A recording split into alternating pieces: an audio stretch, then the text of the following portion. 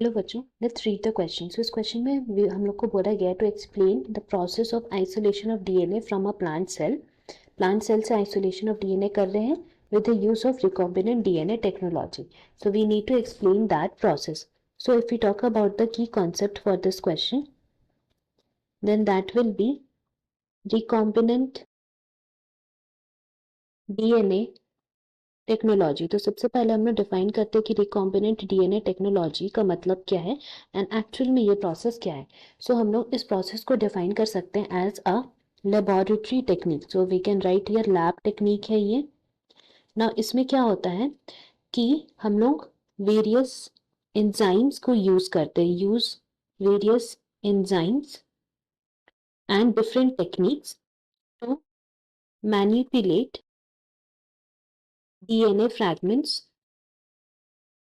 जो DNA fragments हम लोग एक्सट्रैक्ट करते हैं उसको मैनिपुलेट करना from different organisms, and then उसको मैनिपुलेट करने के बाद क्या करते हैं, देन हम लोग उसको किसी और ऑर्गेनिजम्स में इंट्रोड्यूस करते हैं so as to change the genetic combination. So we can write here from different organisms to create new genetic combination as per the requirement, या फिर हम लोग बोल सकते हैं एज पर आर यूज, जैसे हम लोग को जरूरत है उस तरह का नया जेनेटिक कॉम्बिनेशन हम लोग बना सकते हैं पुराने जेनेटिक फॉर्म से। सो इसीलिए हम लोग बोल सकते हैं कि ये रिकॉम्बिनेंट। अगर हम लोग बात करते हैं about the process that is steps which are involve in the isolation of DNA. So सबसे पहला जो स्टेप इसमें क्या होगा, that is of sample collection. Sample collection का मतलब है कि जिस भी डीएनए को उसका जेनेटिक इंफॉर्मेशन जो है, जेनेटिक कॉम्बिनेशन हम लोग को चेंज करना है, तो वो डीएनए को हम लोग को कलेक्ट करना होगा। So that is the reason उसको हम लोग सैंपल कलेक्शन बोलते हैं। सो कोई भी अगर हम लोग प्लांट सेल का आइसोलेशन बोला, दैट मीन्स हम लोग कोई भी फ्रेश प्लांट टिश्यू लेंगे एंड वहां से फिर डीएनए को एक्सट्रैक्ट करेंगे। So we can write DNA extraction जो होगा वहां से ना। डीएनए एक्सट्रैक्शन के बाद क्या होगा, नेक्स्ट जो प्रोसेस है that is known as cell lysis. Cell lysis का मतलब हो जाता है कि जो प्लांट टिश्यू है उसमें होमोजेनाइज्ड करके एक बफर सॉल्यूशन तैयार किया जाता है to break down the cell walls, because plant cell है सो उसका मतलब सेल वॉल तो उसमें रह गई। So we break down cell wall. Cell wall को ब्रेक करते हैं सबसे पहले, जिससे क्या होता है ये बफर जो है they usually contain some detergent to disrupt those lipid membranes and a salt to stabilise the DNA. तो ये सेल लाइसिस हम लोग कुछ सॉल्यूशंस यूज करके करते हैं जिससे सेल वॉल टूट जाता है एंड जो डीएनए है अंदर में उसका सिर्फ वही रह जाता है। सो सेल लाइसिस करने के बाद प्रोसेस होता है रिमूवल ऑफ सेल डेब्रीज। सो क्या है कि ये जो हम लोग फिल्टर करते हैं तो उसमें क्या होता है कि उसमें प्रोडक्ट्स तो रहेंगे ही, दैट इज सेल वॉल के प्रोडक्ट, सेल मेम्ब्रेन के प्रोडक्ट्स रहेंगे।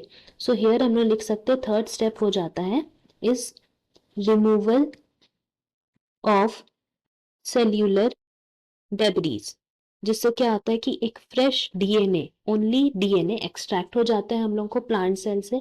नाउ वो जो डीएनए एक्सट्रैक्ट होता है उसका प्रेसिपिटेशन हम लोग करते हैं। सो हम लोग लिख सकते हैं फोर्थ स्टेप जो है हमारा दैट विल बी प्रेसिपिटेशन